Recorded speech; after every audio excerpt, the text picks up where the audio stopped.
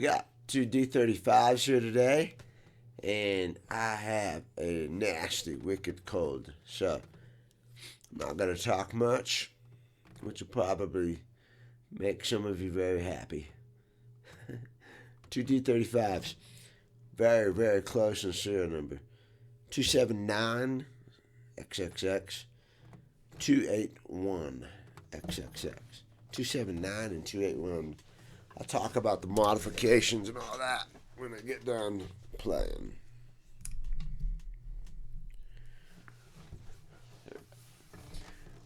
Here we go.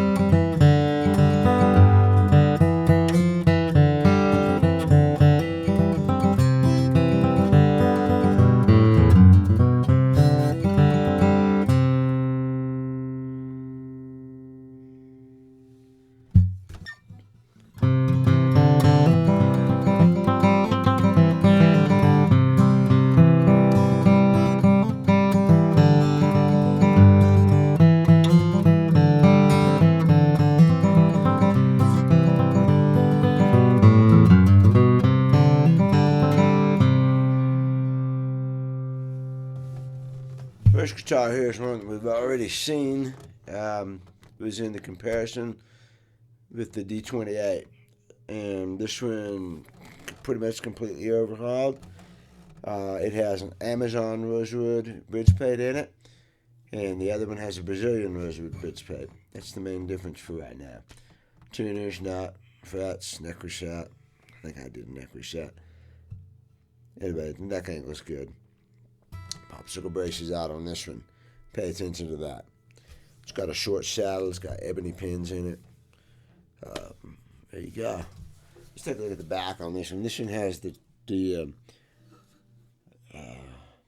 pepper sprinkled Indian rosewood that I generally see on the early 70s. There's just 3-piece back. Of course, a lot of times in the early 70s, 69, early 70s, you start seeing Brazilian rosewood on the center here. You have Indian, you have Brazilian. These are both Indian.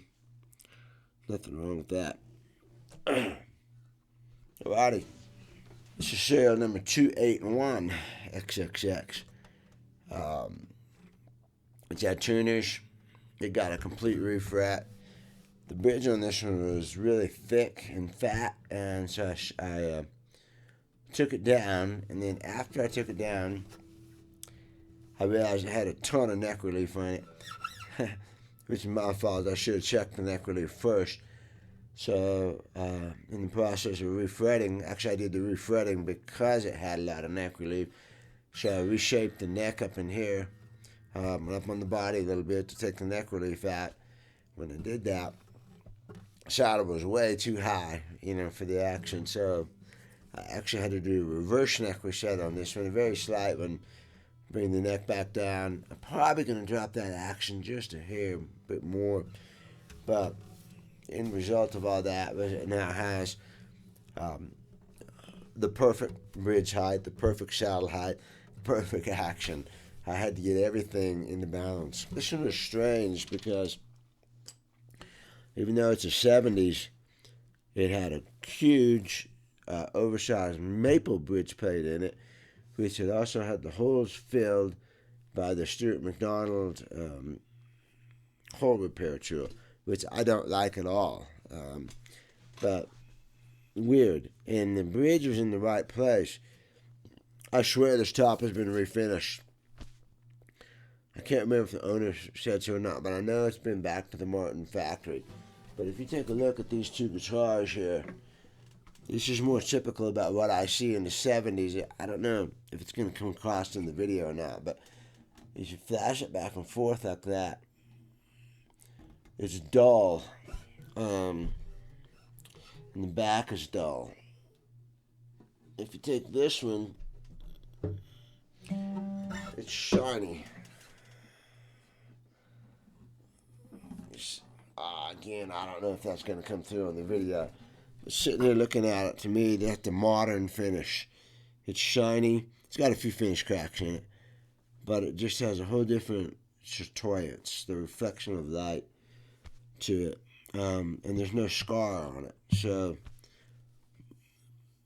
the repair history on this one is murky. The pickguard is still under the finish, but I'm not seeing any of the cracks or anything that I typically see. I think that pickguard has been removed, restuck, and I think it's been refinished. The bridge put in the right place. That's what I think. I don't, again, the repair history is murky on it. But this one has a long saddle because I reshaped the bridge. So I cut a new saddle slot. I put that as a long thru saddle, glued in. It's got antique acoustic bridge pins, hard plastic. That other one had ebony. I'm not sure why I did that. I can't remember if he had ebony or what. Not a big difference in the sound. It'd be some. The main difference this guitar has over the other one, well, three things. It's got a Brazilian rosewood bridge plate, which I just thought would be fun to try on this one. Brazilian rosewood is super, super light and just bing, rang like a bell. I can't make that ping noise. This one has a massive neck on it, huge neck.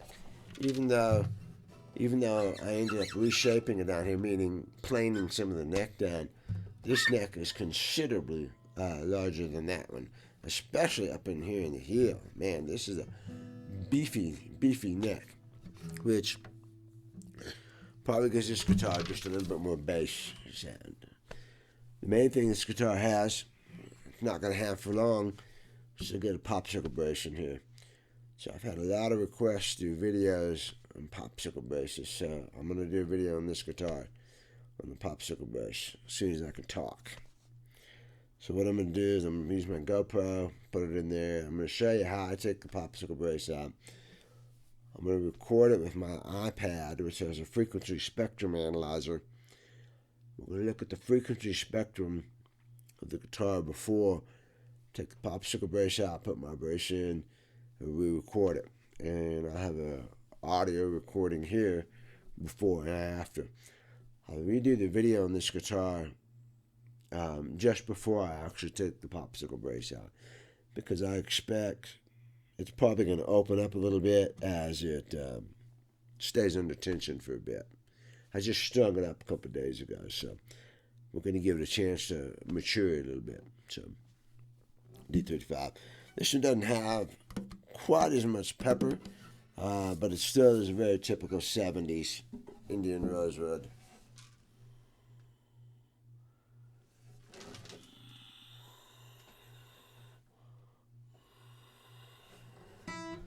Like I said, it's got a huge neck on it. So. Right now I like that one just a little bit better because the neck feels a little bit more comfortable, but they are so, I'm so splitting hairs on that thing. I'd have to play with it more. Let's get the popsicle brace out of this one and come back and reevaluate it. And it'll be interesting to see what the difference is. All right.